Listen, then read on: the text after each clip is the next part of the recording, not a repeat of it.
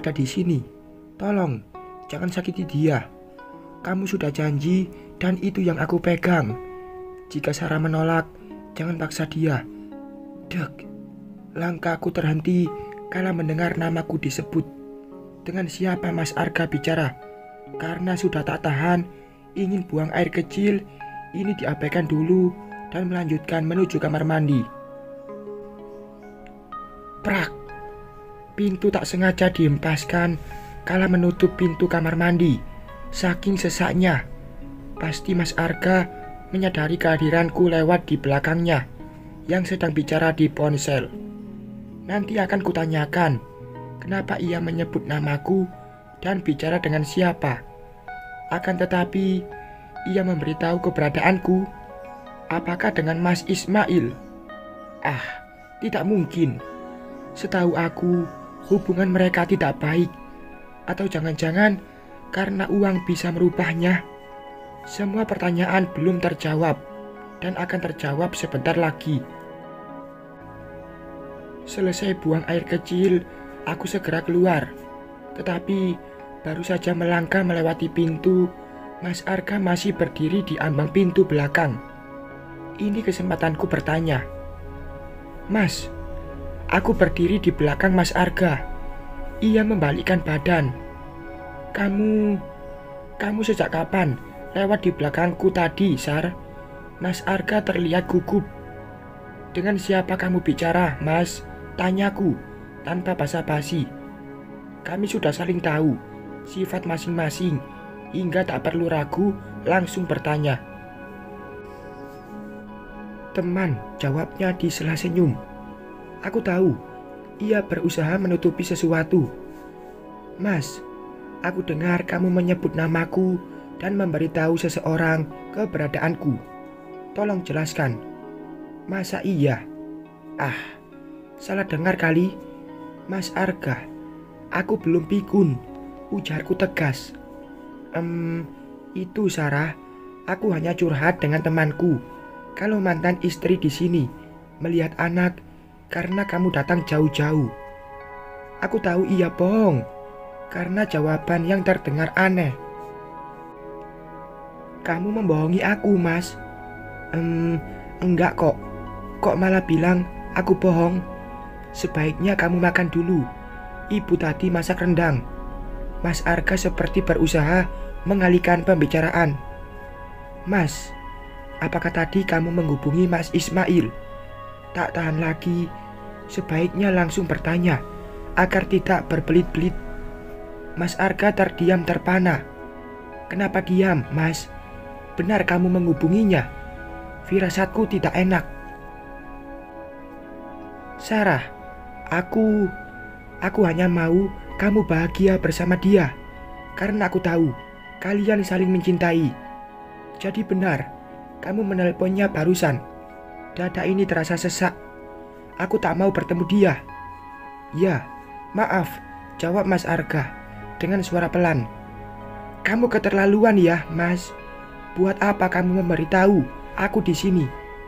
Aku melakukan ini semua demi anak dan kehidupanmu, Sarah. Tidak perlu merasa kasihan padaku. Aku bisa mengurus hidupku sendiri tanpa bantuanmu atau bantuannya.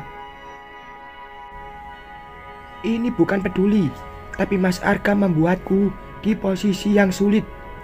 Selama ini aku berusaha menghindari Mas Ismail, tetapi Mas Arga menjembatani kami untuk bertemu. Aku hanya ingin melihatmu bahagia. Hanya itu. Karena aku tahu kalian saling mencintai. Aku gak butuh cinta itu. Aku hanya butuh jangan ganggu atau ikut campur dalam hidupku. Hubungan kita hanya sebatas mantan dan aku kesini lantaran anak kita.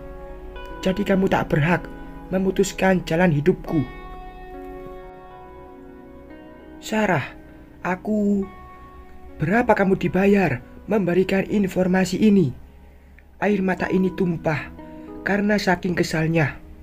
Ah, kenapa mudah sekali mengeluarkan air mata? Tidak ada, Sarah. Kamu salah paham. Bohong.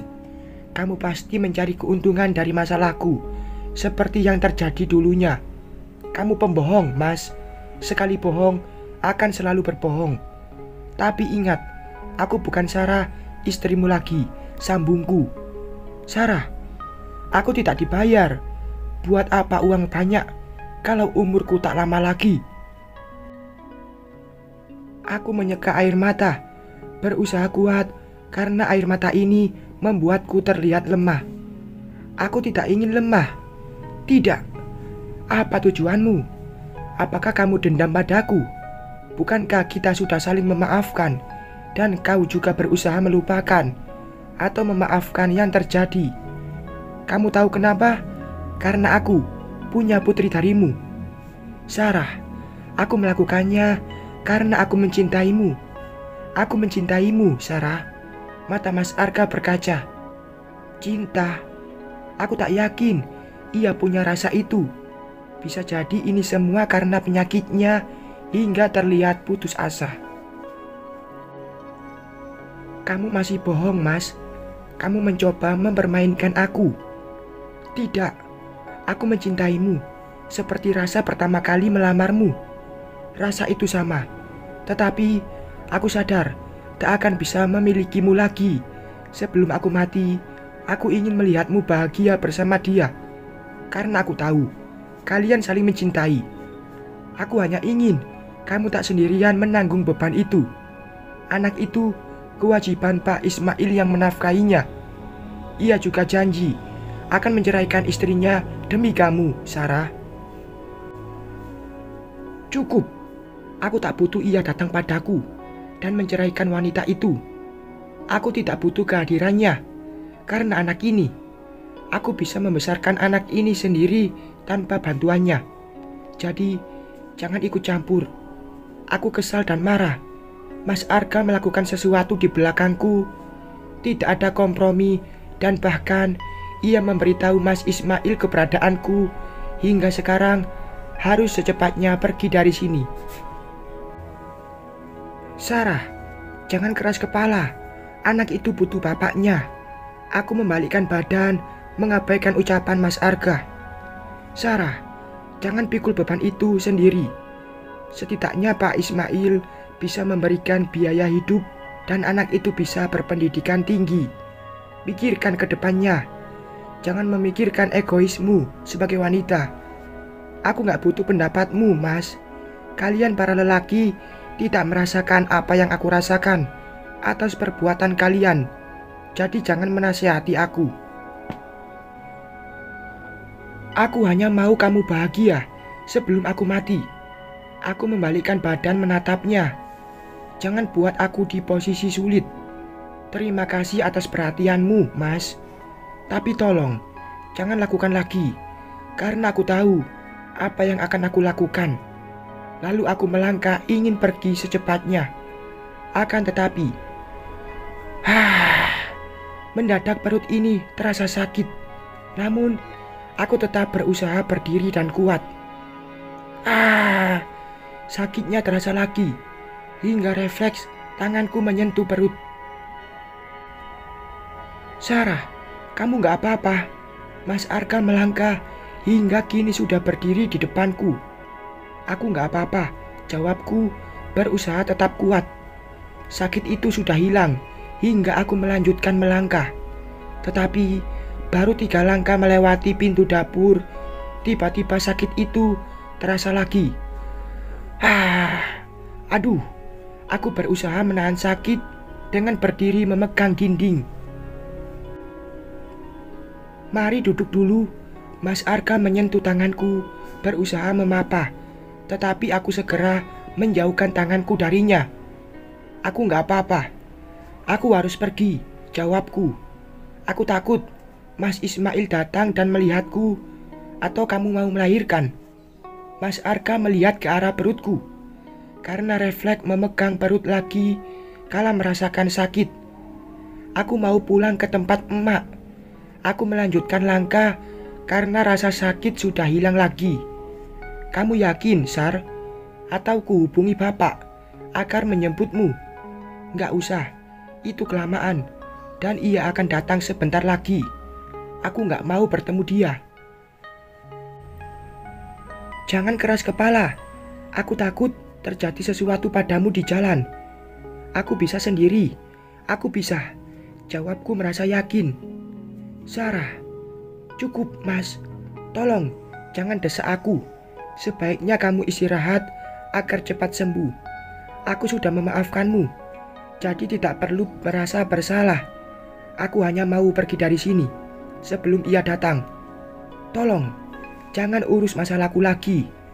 Cukup perhatikan aja anak kita. Semua kuucapkan agar Mas Arka tidak mendesakku lagi dengan perhatiannya. Ini akan memperlama keberadaanku di sini. Di ruang tamu, Tia, Mama balik dulu. Hari Minggu, Mama akan ke sini lagi bersama nenek kakek. Kok Mama cepat amat? Kan baru datang. Tia memelukku dari samping. Tangannya juga mengelus perutku. Mama mau ke dokter. Lagian dedeknya mau keluar. Wah, aku ikut, Ma. Pinta Tia terlihat senang. Nanti aja, kalau dedeknya udah lahir. Yang penting rajin belajar dan dengarkan kata-kata nenek, papa, Om Andi, dan Tante Luna. Bantu nenek cuci piring dan bersihkan rumah. Karena anak perempuan itu harus bisa melakukan pekerjaan rumah. Iya, Mama. Kan aku udah sering gitu di panti asuhan. Iya, jangan mentang-mentang dimanja nenek, jadi mentang-mentang. Enggak lah, Ma. Tia ngerti kok. Ibu mantan mertua dan Luna tampak tersenyum menyimak pembicaraanku dan Tia. Bu, aku pamit dulu. Nanti aku akan datang ke sini lagi. Hati-hati ya. Lagian, sebaiknya kamu banyak di rumah, Sarah. Takutnya malah melahirkan di jalan. Iya, Kak. Entar bahaya loh, timpa Luna. Kalau Mas Andi udah pulang, pasti aku minta ngantarin Kak Sarah. Insya Allah, aku bisa mengatasinya, Luna. Makasih. Lalu aku mendekati ibu. Makasih ya, Bu. Aku memeluk ibu Mas Arga. Rasanya senang sekali karena ia sudah menerima keadaanku sekarang, yang bukan menantunya lagi. Bahkan hubungan ini sudah baik-baik. Semoga tak ada lagi masalah ke depannya. Setelah berpamitan, aku segera mempercepat langkah keluar dari pagar rumah. Dia masih melihat berdiri di teras hingga ia sudah tak terlihat lagi setelah melewati pagar. Melangkah secepat mungkin. Ingin sekali angkot segera lewat. Kalau naik ojek online akan memakan waktu lama. Kuputuskan tetap berjalan kaki secepatnya menjauhi rumah mantan mertua. Akan tetapi, sial.